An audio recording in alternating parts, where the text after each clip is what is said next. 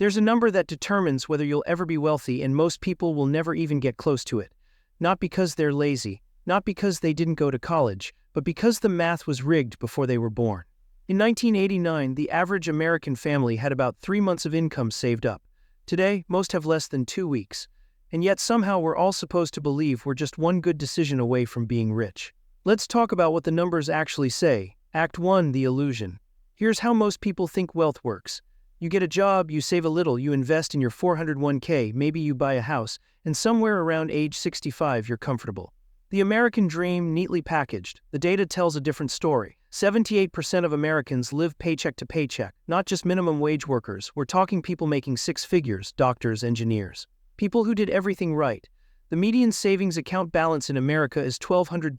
$1,200. That's not retirement money, that's one broken transmission, but here's where it gets strange.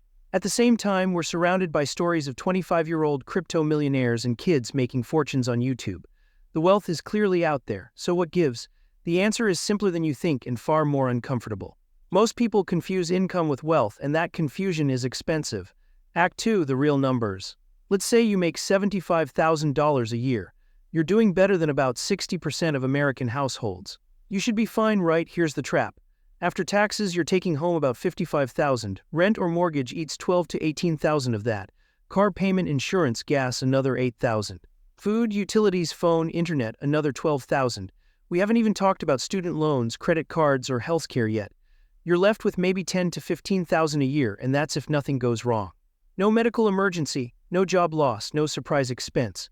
To reach the bottom threshold of wealthy in America, defined as a net worth of about $2.2 million, you need to save every penny of that $15,000 and invest it at a 7% return for 43 years. 43 years of perfect discipline. No vacations, no kids, no life.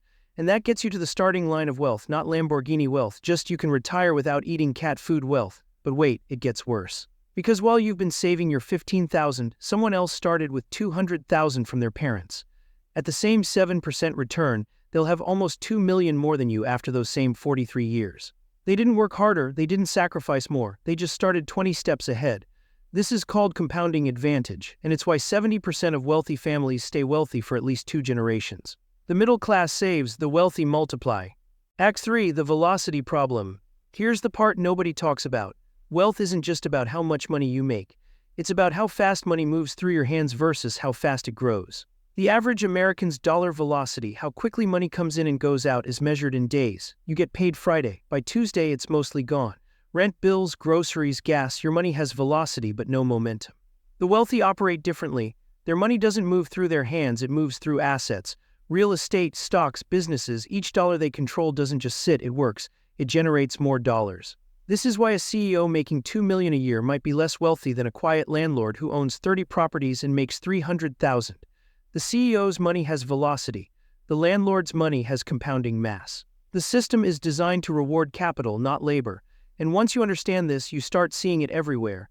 Tax codes favor investment income over wages. The first $40,000 you make from a job gets taxed at a higher rate than the first $40,000 someone makes from selling stock they held for a year. The government literally charges you more for working than for owning. And the gap is widening. In 1965, the average CEO made 20 times what their workers made. Today, it's 350 times, not because CEOs work 350 times harder, but because their compensation is tied to equity ownership, while everyone else's is tied to time. You cannot work your way to wealthy, you can only own your way there. Act 4. The inheritance economy. By 2045, economists estimate that $68 trillion will change hands in America, the largest wealth transfer in human history, and almost none of it will be earned. It'll be inherited. If you're a millennial or Gen Z without wealthy parents, you're not just starting from zero. You're starting from zero while competing against people who are about to inherit entire portfolios. The wealth gap isn't just about present income, it's about future transfer, and the math is brutal.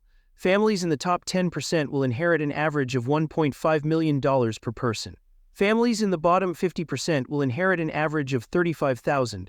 Often that's just enough to cover their parents' final expenses. This creates a permanent class structure, not because of merit or effort or intelligence, but because wealth, once established, becomes self-sustaining. It compounds, it shelters itself, it finds legal ways to avoid taxation and loss. And here's the irony, the people who will inherit the least are often working the hardest. Retail workers, gig economy drivers, service industry professionals. They're running full speed just to stay in place, while others are being passively lifted by economic escalators they didn't even know existed. Act 5. The mobility myths. We like to believe in economic mobility, the idea that anyone can climb the ladder. And technically it's true, some people do, but let's be honest about the odds. If you're born in the bottom 20%, you have a 7% chance of reaching the top 20% in your lifetime. 7%. Those are worse odds than getting struck by lightning. Meanwhile, if you're born in the top 20%, you have a 40% chance of staying there even if you're mediocre. The system has guardrails for the wealthy, safety nets for the already comfortable. It's not that the game is unwinnable. It's that the rules are different depending on where you start, and most people don't even realize they're playing a different game. You'll hear stories about the exceptions, the kid from nothing who built an empire, the immigrant who became a millionaire, and those stories are real, but they're statistical outliers sold as blueprints. For every success story, there are 10,000 people who worked just as hard and stayed exactly where they began. So here's the uncomfortable truth. Most people will never be rich, not because they're incapable, but because the system isn't designed to let everyone win. Wealth is finite, opportunity is rationed, and access is hereditary.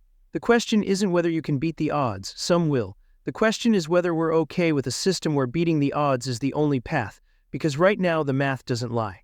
And the numbers say most of us are just renting our lives from people who inherited theirs, which means maybe the real question isn't how do I get rich?